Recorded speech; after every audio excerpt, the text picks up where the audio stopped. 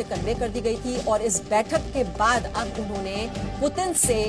बातचीत की है। पीएम मोदी ने बातचीत से हल निकालने को कहा है, तो डिप्लोमेसी के जरिए ही इस समस्या का समाधान निकाला जाए, ये बात हमेशा से भारत की ओर से कही जाती रही है। तो प्रधानमंत्री मोदी ने पुतिन से बात की है, पुतिन ने पीएम मोदी को हालात की जानकारी दी है और लगातार जो भारत का पक्ष रहा है इस संघर्ष में, जो कि हम देख रहे हैं रूस और यूक्रेन के बीच जो भीषण जंग जारी है, लगातार बात जो भारत की ओर से पक्ष रखा गया है वो यही कि डिप्लोमेसी के जरिए ये मामले का हल निकाला जाए और जो सैन्य टकराव दोनों देशों के बीच देखा जा रहा है उस स्थिति को रोका जाए, क्योंकि जो सैन्य टकराव है, युद्ध आगे आगे बढ़ता है तो इससे पूरी दुनिया को नुकसान होगा। तो प्रधानमंत्री मोदी ने पुतिन से बात की है, उन्होंने हालात की जानकारी दी है। हालांकि इस हमले के बाद पहली बार पुतिन सामने आए तो उन्होंने कहा कि उनके पास और कोई विकल्प नहीं था, युद्ध ही एकमात्र विकल्प था। तो पहले वहां के 2 अलगाववादी क्षेत्रों को अलग देश के रूप में मान्यता दी और सुबह ही ऐलान कर दिया मिलिट्री ऑपरेशन का पुतिन ने, और उनके इस ऐलान के 5 मिनट के भीतर ही कीव समेत अलग अलग प्रांतों में 12 जगह धमाके हुए और एक के बाद एक हमने देखा किस तरह से रूसी सेना वहां पर आगे बढ़ती चली गई। यूक्रेन में 3 तरफ से ये हमला बोला गया यूक्रेन पर। हालांकि यूक्रेन की ओर से लगातार ये बात कही जा रही है कि वो मैदान में डटे हुए हैं, वो सामना करने के लिए तैयार हैं, लेकिन साथ ही साथ उन्होंने पूरी दुनिया से गुहार लगाई कि उनकी मदद की जाए, सैन्य मदद भी की जाए। और ये मदद की जहां तक की बात है तो मैसिव सैंक्शंस की बात लगातार कही जा रही है, नेटो की ओर से भी और अमेरिका की ओर से भी स्ट्रांग मैसेज दिया जा रहा है। यूरोपियन यूनियन के जो देश हैं वो भी एकजुट हो गए हैं इस बात को लेकर कि मैसिव सैंक्शंस लगाए जाएंगे और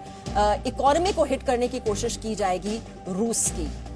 लेकिन वहीं नेटो की ओर से हालांकि तैनाती की भी बात कही जा रही है कि 100 फाइटर जेट्स की तैनाती कर दी गई है। भूमध्य सागर में 120 जंगी जहाज तैनात कर दिए गए हैं। लेकिन इस बीच पीएम मोदी का ये वार्तालाप करना पुतिन के साथ, उनके साथ ये बातचीत करना, सुरक्षा को लेकर भी चर्चा की गई है, ये भी जानकारी मिल रही है। तो प्रधानमंत्री मोदी ने पुतिन से बात की है और जो सबसे बड़ी प्राथमिकता है, जो सबसे बड़ी प्रायोरिटी इस वक्त अगर भारत सरकार के लिए है तो वो है यूक्रेन में फंसे हुए लोगों को सुरक्षित यहां पर वतन में लाना। 20,000 लगभग लोग बताए जाते हैं जिनमें भारतीय छात्रों की संख्या बहुत ज्यादा है जो कि यूक्रेन में हैं। और जो विदेश सचिव हैं उनकी ओर से भी ये जानकारी दी गई कि कुल मिलाकर 20,000 लोगों की ये जानकारी जुटाई गई जो कि लिस्ट में हैं वहां पर, और 4,000 लोग हाल फिलहाल में यूक्रेन से इधर भारत लौट चुके हैं। अब प्राथमिकता ये है कि और देशों का सहारा लेंगे क्योंकि एयर स्पेस जो है वो बंद हो चुकी है। ऐसे में पोलैंड के रास्ते उन्हें यहां पर भारत लाने की कोशिशें की जाएंगी। ये ऑल्टरनेट रूट्स पर तैयार किया जा रहा है। कंटिजेंसी प्लान जो है वो बनना शुरू हो गया था। इसको लेकर ये जो हाई लेवल मीटिंग बुलाई गई थी जिसकी तस्वीरें आप इस वक्त देख रहे हैं, मीटिंग लगभग ये 2 घंटे चली थी और उसके बाद ये जानकारी विदेश सचिव की ओर से दी गई कि हमारी प्राथमिकता है भारतीयों को सुरक्षित यहां पर वतन में वापस लाना। और जानकारी हम ले लेते हैं, हमारे सहयोगी रविंद्र इस वक्त हमारे साथ हैं। रविंद्र, पुतिन से बातचीत की है पीएम मोदी ने, क्या बातचीत हुई है, क्या डिटेल्स इसको लेकर? बिल्कुल मीमांसा साहब, पहले कैबिनेट कमेटी और सिक्योरिटी की बैठक चली, लगभग 2.25 घंटे तक बैठक चली और उसमें खास बात है कि उसमें जो सीसीएस के मेंबर नहीं है, चाहे वो हरदीप सिंह पुरी हो पेट्रोलियम मंत्री या फिर पीयूष गोयल जो कॉमर्स मिनिस्टर है, इन दोनों को स्पेशली तौर पर उसमें बुलाया गया था। बाकी अन्य अधिकारी भी कंसर्न जो अधिकारी थे उस बैठक में थे। उसके बाद प्रधानमंत्री ने राष्ट्रपति पुतिन से बातचीत की और उसमें साफ तौर पर कहा कि डिप्लोमेटिक तरीके से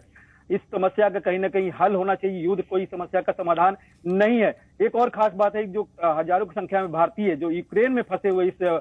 युद्ध के कारण से, उनको निकालने के लिए हर संभव सहायता पुतिन से प्रधानमंत्री नरेंद्र मोदी ने भी एक तरह से अपील की, उनको सेफ्टी तरीके से कैसे निकाला जाए, इस पर आपकी सरकार क्या हेल्प कर सकती है उसका भी उन्होंने अपील की है। और पुतिन ने कहा है इसको कंसर्न जो अथॉरिटी है उनके रशिया के, वो आपके डिप्लोमेट से संपर्क करेंगे और हमारी पूरी कोशिश होगी कि भारतीयों को वहां से सुरक्षित बाहर निकालने में रशिया मदद करे। तो इसके अलावा प्रधानमंत्री ने यह भी कहा है कि डिप्लोमेटिक तरीके से ही इस समस्या का समाधान होना चाहिए और युद्ध चाहे जो भी आक्रमण हो रहा है इसको तुरंत रोक देना चाहिए। तो प्रधानमंत्री ने अपनी तरफ से एक भूमिका निभाई है, न सिर्फ भारतीयों को वहां से बाहर निकालने के लिए बल्कि जो यूक्रेन के जो हालात बने हैं युद्ध के जो बन गए हैं और समस्या ये लग रहा है कि हो सकता है कि नाटो भी इसमें शामिल हो जाए, उससे कहीं ना कहीं दूर करने की कोशिश की है प्रधानमंत्री ने, और इस समस्या का समाधान बातचीत तरीके से जी रविंद्र, बिल्कुल प्राथमिकता यही है कि जो भारतीय वहां पर फंसे हुए हैं उन्हें जल्द से जल्द यहां पर देश में लाया जाए। और इस बीच हमें बड़ी खबर मिल रही है, दक्षिण यूक्रेन में